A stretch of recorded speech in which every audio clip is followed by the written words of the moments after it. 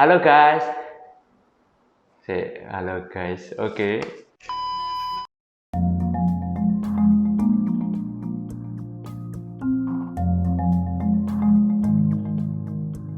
Halo guys, jumpa lagi bersama saya Asyang di acara kesayangan kita Disciple TV.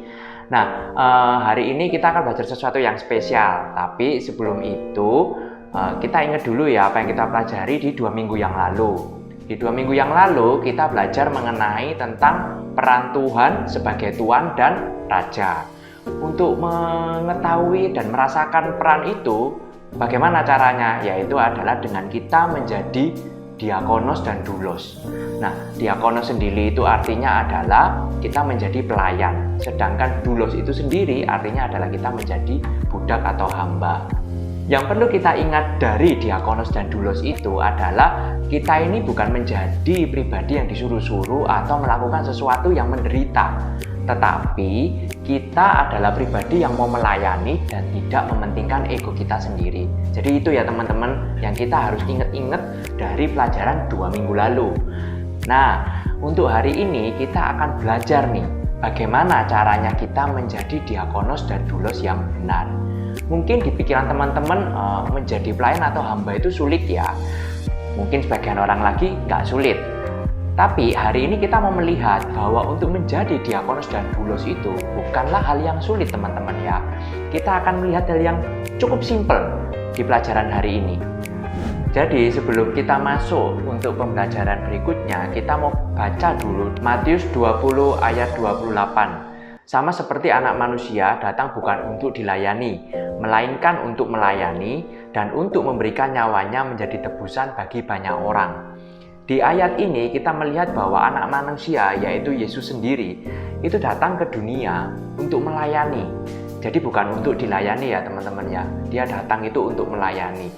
Sebenarnya Tuhan Yesus sendiri itu sudah memberikan contoh bagaimana dia menjadi diakonos dan doulos di masa itu. Dia menjadi pelayan bagi siapa? Ya bagi kita umat manusia. Bahkan dia juga rela mati untuk kita.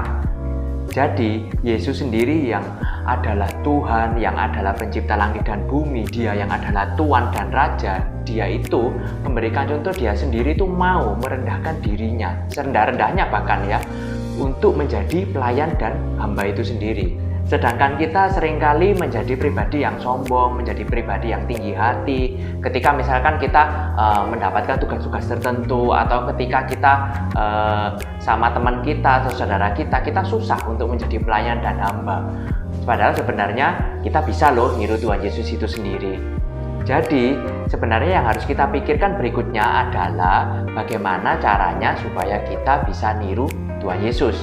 Nah, kalau teman-teman berpikir siapa sih sosok yang paling pinter niru di dunia ini? Coba teman-teman pikirkan sebentar. Mungkin sebagian mikir bunglon atau burung beo. Bener ya, kalau bunglon tuh kalau nempel kan ganti warna. Kalau burung beo ada orang ngomong dia bisa niru. Ya, tapi bukan itu teman-teman. Kita itu mau belajar dari sosok yang paling simple. Bahkan kita dulunya pun juga menjadi sosok itu, yaitu adalah anak-anak.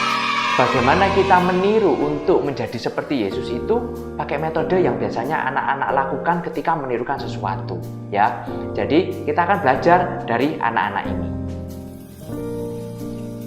Sekarang kita mau mereview bagaimana anak-anak dapat menirukan seseorang. Yang pertama adalah caranya dengan melihat dan mendengar.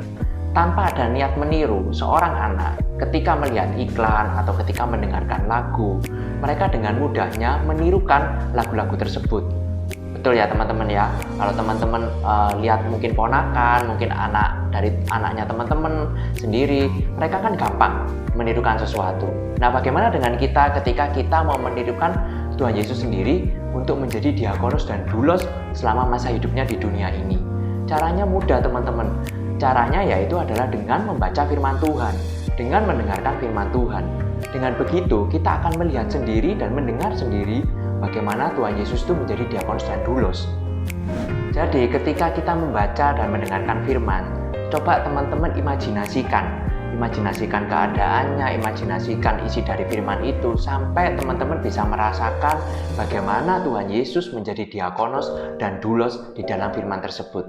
Jadi bukan sekedar dibaca ya teman-teman ya, tapi benar-benar diimajinasikan isi firman itu. Kemudian yang kedua, dengan mencoba melakukan yang dilihat dan didengarnya itu. Nah, anak-anak ini begitu spontan ya, ikut mencoba melakukan apa yang dia lihat. Bahkan biasanya hal-hal yang tidak patut ditiru, mereka itu dengan mudahnya atau dengan gampangnya mereka menirukan. Bagaimana dengan kita yang melihat dan mendengar Yesus lewat firman yang kita baca? Apakah kita biasanya dengan cepat melakukannya? Nah, itu kita harus benar-benar lihat ya teman-teman. Kita harus belajar dari anak-anak itu sendiri. Anak-anak itu kan ya seperti yang saya bilang tadi, mereka itu mudah sekali untuk melakukan dan mengulang. Jadi ketika kita membaca firman, kita mendengarkan firman, kita bisa dengan spontan untuk coba ya lakukan saja cara hidup Yesus sebagai diakonos dan doulos. Seperti anak-anak itu tadi ketika mendengarkan dan melihat apa yang mereka biasanya lihat. Tapi untuk lebih mudahnya, saya mau kasih ilustrasi di pelajaran kali ini. Yuk kita lihat ilustrasinya berikut ini.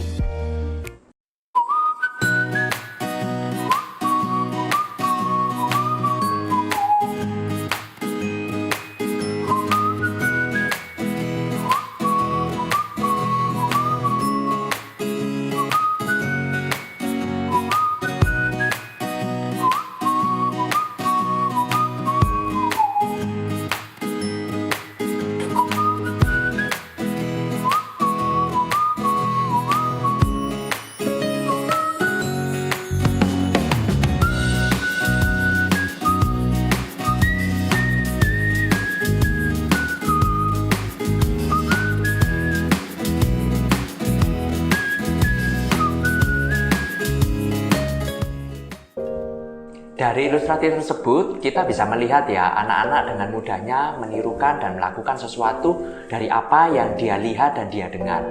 Tentu kita juga bisa loh teman-teman mempraktekannya. Kalau dipikir-pikir ya, sebenarnya siapa sih yang diuntungkan? Atau siapa sih yang lebih butuh ketika kita melayani Tuhan? Tuhan Yesus atau kita sendiri? Jawabannya adalah, ya tentu kita dong. Kenapa? Karena waktu kita membangun gaya hidup untuk menjadi diakonos dan doulos secara tidak langsung teman-teman ya, kita itu menjadi pribadi yang lebih baik. Kenapa? Karena kita jadi lebih rendah hati, dan kerendahan hati itu akan membawa kita menjadi pribadi yang semakin bertumbuh dan tentu juga berbuah. Dan ini adalah keinginan Tuhan kita.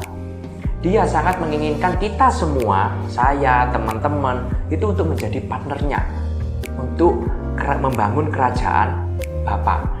Jadi apa yang kita lakukan itu bukan sesuatu yang tidak terhormat ya, tetapi justru yang sangat terhormat. Apa yang kita lakukan untuk menjadi diakonos dan doulos itu adalah sesuatu yang terhormat. Walaupun diakonos dan doulos itu adalah pelayan dan hamba. Nah, kita udah belajar ya di kali ini menjadi diakonos dan doulos. Kira-kira gampang atau susah teman-teman? Gampang ya, nggak susah kan? Karena kita tinggal melihat anak-anak itu sendiri. Kita tinggal melihat bagaimana mereka itu meniru apa yang mereka lihat dan dengar. Dan yang paling penting adalah poin nomor 2 itu tadi. Kalau kita sudah melihat, kita sudah mendengar, adalah mempraktekannya langsung. Ya, demikian Disciple TV pada hari ini. Jangan lupa kita saksikan Disciple TV berikutnya. Sampai jumpa, Disciple TV, ada berkat di balik pemuridan.